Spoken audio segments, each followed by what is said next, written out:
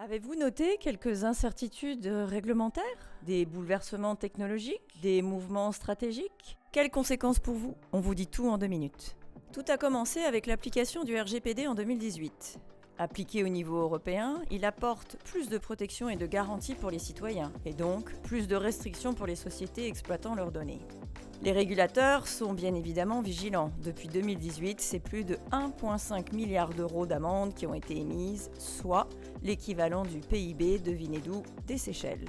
Et la France dans tout ça? Elle se hisse en 2e position du classement des pays les plus sévères. Dernièrement, elle a même mis en demeure un éditeur pour son usage de Google Analytics.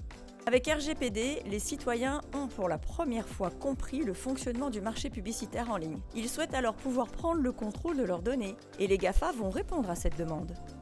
Tout commence en 2017, quand Apple introduit une première limitation sur les cookies publicitaires, rejoint en 2019 par Firefox. Les annonceurs ont perdu potentiellement 25% de reach du jour au lendemain.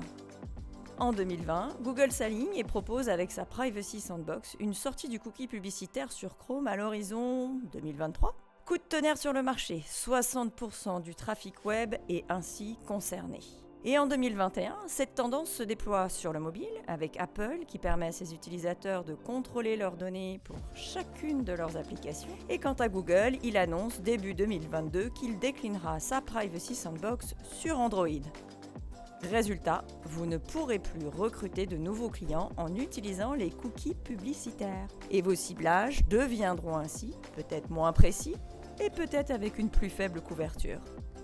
Dans ce contexte, les outils des GAFA proposent des écosystèmes performants, simples et économiques, donc particulièrement attrayants.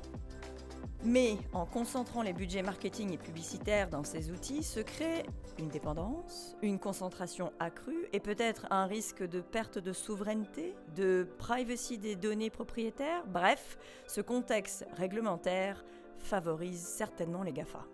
Ne loupez pas le virage, ne vous trompez pas de sortie. Quel rôle avons-nous localement pour permettre l'émergence d'un écosystème souverain?